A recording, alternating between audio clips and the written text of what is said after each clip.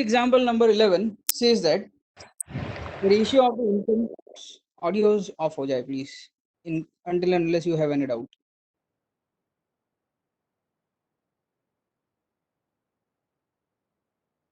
Okay, it seems connecting अपना नाम change नहीं कर पा रहा है. चलो नेक्स्ट टाइम से कर लीजिएगा कैसे करना है जो भी सारी चीजें. સર કાલે થઈ ગયેલું આજે નહીં થતું ખબર નહીં કે बस तो ले जाओ ये. अरे नाम चेंज करके एग्जिट कर तो ही वो लगता है, वरना वो नाम नहीं लगता। तो अभी छोड़ो, मेरे को वो सब में टाइम पास नहीं करना. अभी 11 सेकंड एग्जांपल 11 स्टार्ट करते हैं. चलो तो example number 11 it says that the ratio of incomes of two persons are 9:7 and the ratio of their expenditure is 4:3. if each of them manages to save, यहाँ pay rupees का symbol था इसलिए वो ऐसा आ गया, तो ₹2000 per month, find there monthly income. तो पहला काम तो हम करते हैं इसको इक्वेशन में कन्वर्ट करने का. पहले इक्वेशन में कन्वर्ट करने का तो सीख ले. इक्वेशन करने कन्वर्ट में करना सीख लेंगे तो फिर बाद में एक जो नई मेथड आज मैं बताने वाला हूँ जो है एलिमिनेशन मेथड, हम उसको सीखेंगे. तो first of all our duty is to find the equations. दो इक्वेशन बताओ कैसे करेंगे. तो जब भी इज टू वाली वैल्यू आती है तो आपको पता ही है कि हम उसको 9x और 7x वैसे एज्यूम कर लेते हैं. तो यहाँ पे जैसे रेशियो बोल रखा है रेशियो ऑफ 2 पर्सन्स आर 9:7, तो we will write it down as let. So you can start writing with me at least ये स्टार्ट वाला पार्ट तो आप लिख सकते हो साथ में. Let the income of 2 person be 9x and 7x respectively. तो 2 पर्सन है, उन दोनों की हमने इनकम 9x और 7x कर दी. आगे हमें बोला है कि एक्सपेंडिचर का भी रेशियो कुछ दे रखा है 4:3, तो इसको भी हम लिख देंगे. लेकिन क्या मैं 4x और 3x ले पाऊंगा? जी नहीं, मैं 4x और 3x नहीं ले पाऊंगा, मुझे 4y और 3y लेना पड़ेगा. और रीजन अगर आप सोच रहे हो कि ये चैप्टर नंबर 3 चल रहा है और लीनियर इक्वेशन इन 2 वेरिएबल है इसलिए दूसरा वेरिएबल लेना पड़ेगा, अगर ऐसा सोचा है तो गलत सोचा. It's not only because of that, no doubt it is it because हम कह सकते हैं कि ये चैप्टर का क्वेश्चन है इसलिए वो लेना पड़ेगा वाई. लेकिन इट्स मोर ऑफ इसका बेसिक रीजन क्या है. तो देखो इनकम का जो रेशियो है वो 9:7 बोला, तो ये x बेसिकली हमने इसलिए लगाया कि x वो कॉमन फैक्टर था जो हमने काट दिया होगा उनकी इनकम में से. मान लो 9,000 और 7,000 इनकम होती तो मैंने क्या किया, 1,000 कट कर दिया, बाकी बचा 9/7. अब हम जब एक्सपेंडिचर की बात कर रहे हैं और वो 4:3 आ रहा है रेशियो, तो क्या वो 4,000:3,000 ही होगा? जरूरी है क्या? वो ये भी तो हो सकता है कि उसका एक्सपेंडिचर जो है 400 और 300 हो, तो उसका भी रेशियो 4/3 हो सकता है. यानी हमने यहाँ पे अगर 400 और 300 उसका एक्सपेंडिचर होता तो हमने जो कॉमन फैक्टर निकाला था वो 1,000 की जगह पे 100 होता. तो मतलब क्या है, एक जगह पे मैंने कॉमन फैक्टर 1,000 निकाला इनकम में से और एक्सपेंडिचर में से 100 निकाला भी हो सकता है कॉमन फैक्टर. पता नहीं क्या होगा कॉमन फैक्टर, नहीं पता है दूसरा वाला कॉमन फैक्टर, इसलिए मैं उसको y लिखूंगा. और अभी ये जो एक्सप्लेनेशन दिया, if you are still like wondering sir क्या बोल गए, कॉमन फैक्टर कुछ बोल गए, छोड़ दो अगर नहीं समझ में आया तो. It's not like it is not something because of which you will not you will have to you will not be able to solve the sum. You can move on just by remembering के एक जगह पे x लगाए तो दूसरी जगह पे नहीं लगेगा, दूसरी जगह पे y लगाना पड़ेगा, just by remembering this. ठीक है, और जो मैंने समझाया वो समझ गए तो बहुत अच्छी बात है. तो मैं लिखता हूँ let the income of two persons be 9x and 7x respectively and expenditure be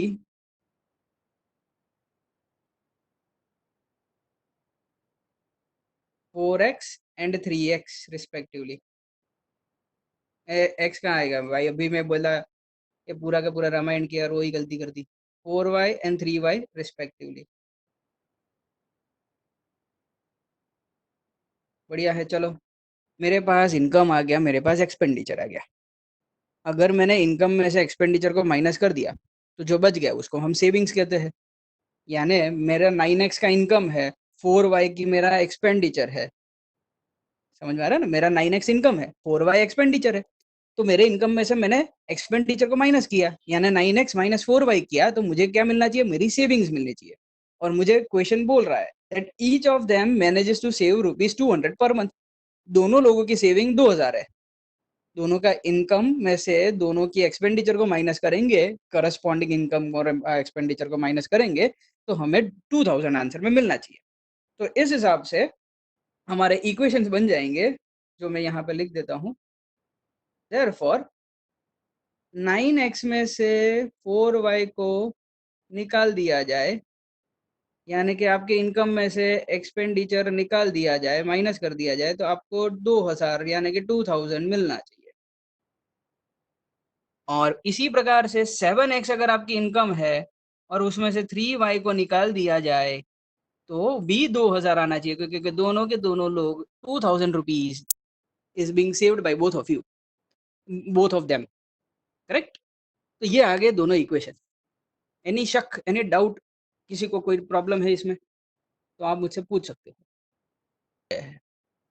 मेरे पास अब दोनों इक्वेशन आने के बाद जो बात है वो ये आज आपकी नई बात है जो आपको समझनी है। तो मैं दोनों इक्वेशन को पहले एक बार फिर से लिख देता हूँ। 9x minus 7y is equal to 2000, और दूसरा था, अच्छा उल्टा है, 9x माइनस 4y था, और 7x minus 3y। 9x minus 4y और दूसरा था 7x माइनस 3y, और ये इक्वल टू 2000 था। अब आपको एलिमिनेशन मेथड में किसी भी एक वेरिएबल को एलिमिनेट करना है। एलिमिनेट करने का मतलब होता है निकाल देना है। अब मैं एलिमिनेट कैसे कर सकता हूँ किसी भी एक वेरिएबल को? मैं किसी भी एक वेरिएबल को एलिमिनेट कर सकता हूँ bye either adding equation 1 and 2 और by subtracting equation 1 and 2। Equation 1 और 2 को या तो ऐड करूँ या तो सब्ट्रैक्ट करूँ। तो जब ऐड या सब्ट्रैक्ट करूंगा तो या तो x का टर्म निकल जाना चाहिए या तो y का टर्म निकल जाना चाहिए। अभी शांति से यहाँ देखें, तो अगर मैंने इक्वेशन 1 और 2 को ऐड किया तो क्या बनेगा, 7x और 9x को ऐड करेंगे तो x का टर्म तो निकल नहीं रहा। 4y और 3y को माइनस माइनस के साइन है दोनों में, तो माइनस माइनस प्लस होता है, वो दोनों को भी अगर आपने प्लस कर दिया तो वो भी y का टर्म भी नहीं निकल रहा। तो प्रॉब्लम है, ना x का टर्म निकल रहा है ना y का टर्म निकल रहा है। तो इसका मतलब ये हुआ कि हमें अगर x या तो y दोनों में से किसी एक को एलिमिनेट करना है तो हमें दोनों इक्वेशन में x और y के कोएफिशिएंट्स इक्वल लाने होंगे। आई एम रिपीटिंग, अगर मुझे x या y के टर्म को एलिमिनेट करना है तो मुझे दोनों इक्वेशन में x का जिस भी कोई मतलब जिस भी वेरिएबल को मुझे एलिमिनेट करना है, अगर x को एलिमिनेट करना है तो मुझे x का कोएफिशिएंट दोनों इक्वेशन में सेम चाहिए। अगर मुझे y को एलिमिनेट करना है तो y का कोएफिशिएंट दोनों इक्वेशन में मुझे सेम चाहिए। तो अब वो मैं कैसे कर सकता हूँ? तो चलो मैं पहले सोचता हूँ मुझे एलिमिनेट किसे करना है। फॉर दिस इक्वेशन मुझे है ना y को एलिमिनेट करने की इच्छा हो रही है। मैं y को एलिमिनेट करवाने की ट्राई करता हूँ। अब y को एलिमिनेट कैसे करूँ? तो मुझे y को एलिमिनेट करने के लिए ये 4y को और ये 3y को किसी चीज से मल्टीप्लाई करवाना पड़ेगा ताकि दोनों जगह पे कोएफिशिएंट सेम बन जाए। और वो क्या चीज हो सकती है? तो देखो, ये पूरे इक्वेशन 1 को मैं अगर 3 से मल्टीप्लाई कर दूं तो 3 इंटू 4 क्या हो जाएगा, 12 हो जाएगा, तो 12y बन जाएगा। और नीचे वाले इक्वेशन को मैं पूरे इक्वेशन को 4 से मल्टीप्लाई कर दूं तो ये 3 इंटू 4 ये भी 12 बन जाएगा। तो इसके द्वारा मैंने मैंने ये इक्वेशंस को थोड़ा सा ट्विस्ट कर दिया।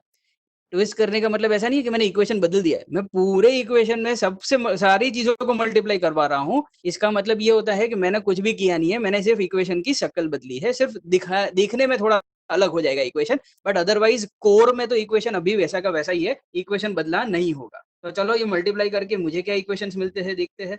दिस इम्प्लाइज दैट 3 अंदर गया तो 3 9 27, तो सबसे मल्टीप्लाई होगा 3 है, सिर्फ 4 से नहीं। 3 इंटू 4 12y हो जाएगा और इज इक्वल टू 6000 बन जाएगा।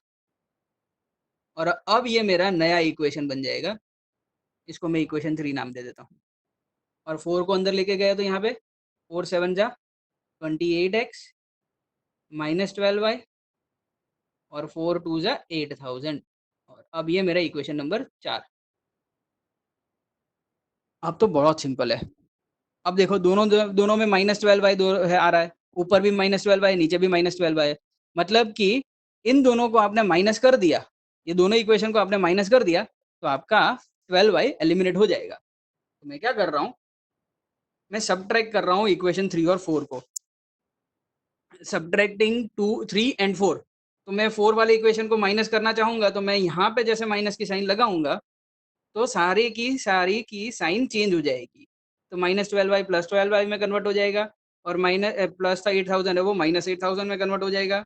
और अब मैं इसका आंसर जो आता है वो लिख देता हूँ, 27x माइनस 28x यानी -x प्लस माइनस माइनस होता है, साइन बढ़ेगी लगती है।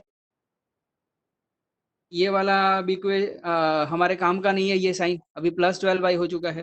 तो -12y और +12y तो उड़ जाएंगे, यानी इस बहाने मेरा y का टर्म उड़ गया।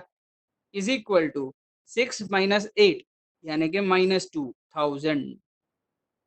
तो -x की वैल्यू 2000 यानी x की वैल्यू 2000। और ये आ गया एक आंसर x का। तो ये पूरी की पूरी Ramayan only to get to the value of x। You may be thinking sir ये इतनी बड़ी मेथड क्यों? ये बड़ी मेथड नहीं है, ये एक्सप्लेनेशन बड़ा हो रहा है, सिर्फ मैं पहली बार समझा रहा हूँ इसीलिए। नेक्स्ट टाइम आप सॉल्व करोगे ना तो आसानी से समझ जाओगे। अब ये x की वैल्यू आ गई, फिर क्या करते थे, फिर अब नॉर्मल हो गया। अब आप इस x को किसी भी एक वैल्यू में किसी भी एक इक्वेशन में डाल दो, 1 या 2 3 या 4 जिसमें भी डालना हो किसी में भी डाल दो और y की वैल्यू लेके आ जाओ। मैं इक्वेशन नंबर 2 में डाल रहा हूँ। चलो इक्वेशन 2 था 7x माइनस 3y। तो यहाँ पे लिख दूंगा सब्सटीट्यूट x इन इक्वेशन 2।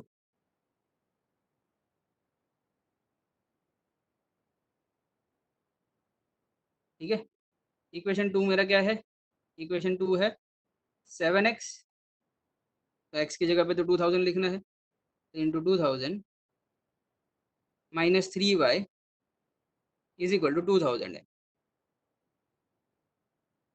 ये हो जाएगा 14000। 2000 को लेफ्ट में लेके आ जाएंगे तो वो -2000 हो जाएगा और -3y को उधर लेके चला जाऊंगा तो वो +3y बन जाएगा। माइनस किया तो यहाँ पे 12000 आंसर आएगा, इज इक्वल टू 3y बनेगा, विच इम्प्लाइज दैट y की वैल्यू हो जाएगी 12000 डिवाइड बाई 3000 दैट इज 4000। तो x और y दोनों की वैल्यू आ गई and we are almost done. Just अब हमें क्वेश्चन पढ़ के फाइनल आंसर निकालना बाकी है। तो क्वेश्चन में पढ़ेंगे फिर से, और क्वेश्चन में पूछा था find there monthly incomes. Monthly income मतलब क्या है, हमने लिखा था let us assume monthly income is 9x and 7x। यानी कि मुझे x की वैल्यू का काम है, वैसे y की वैल्यू का काम नहीं था। तो आगे जो हमने किया सॉल्व वो किसी काम का है नहीं, बट ये क्वेश्चन के लिए काम करनी है, किसी और क्वेश्चन में तो काम लगेगा y की वैल्यू। तो हमने मेथड देख ली कैसे करते हैं। एक बार हमने x की वैल्यू निकाल ली, अब हम इनकम की वैल्यू भी निकाल देते हैं। 9x और 7x इनकम है तो हम लिखेंगे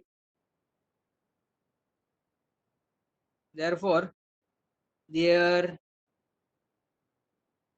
incomes are 9x which is equal to 9 into 2000 which is equal to 18,000 4000 rupees। ना सर? 4 था, नहीं 2 था। बराबर, हाँ हाँ 2 था। हाँ, और 7x is equal to 7 into 2000 which is equal to 14,000। ये इनकी इनकम आ गई। और अब final answer, their income is